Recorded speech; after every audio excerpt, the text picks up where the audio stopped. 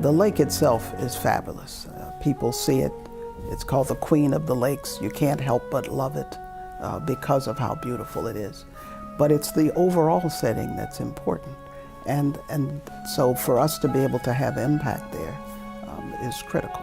You know, it was Thomas Jefferson who wrote in a letter to his daughter back in the late 1700s that Lake George is, without comparison, the most beautiful water I ever saw. Beautiful water I ever saw.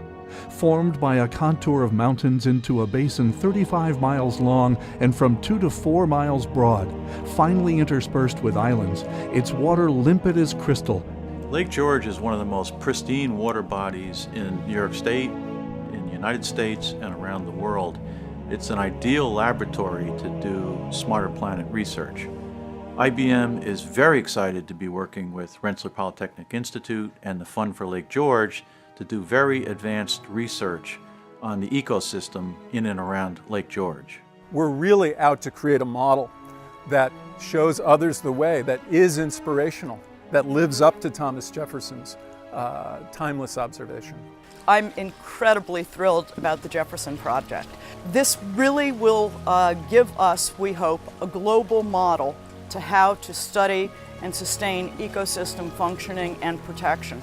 The water in a lake like Lake George is very important, not just for preserving recreational uses, but for understanding how to have balanced use and preserve the quality of fresh water.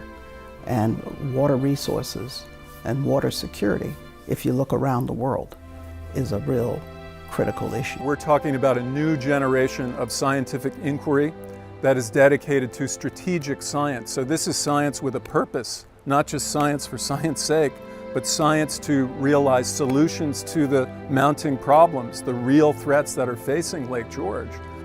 Things like invasive species, things like runoff from the surrounding land are causing the lake's water quality to degrade. So we have a number of sensor technologies, a number of big data technologies, and a number of computational modeling techniques that we hope to bring together from around the world here at Lake George to study the impacts of these stressors on the lake. We'll be able to develop models, strategies, forecasting, predictions, and hopefully protection of the lake. At the Darren Freshwater Institute, we will have a world-class data visualization center. What we will be doing is instrumenting and networking the lake. So we will put in sensors that can take those measurements real time in an automated fashion. The data will be transmitted back to our visualization computation facility. So if this can be a showcase and a model for how you in fact do that, how you can amass relevant data, how you can aggregate it, organize it, probe it, build models around it, have them be predictive and make better decisions as a consequence. I mean, what else is there to say? We have students who are working here who may come from the ecological economics department, from engineering, from the biological sciences or computer sciences. By having students coming from all of those different disciplines, essentially we're putting together environmental teams. It's an extraordinary opportunity. It's an unprecedented partnership.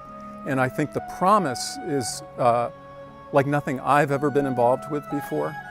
I couldn't be more excited. We believe that through this deep research and this modeling and predicting of the future, we'll discover many of the causes and we'll be able to model and simulate the future of the lake. This is our next quantum leap that we're all very excited about. Our students, of course, will be the environmental stewards of tomorrow because they're the ones who will be here tomorrow.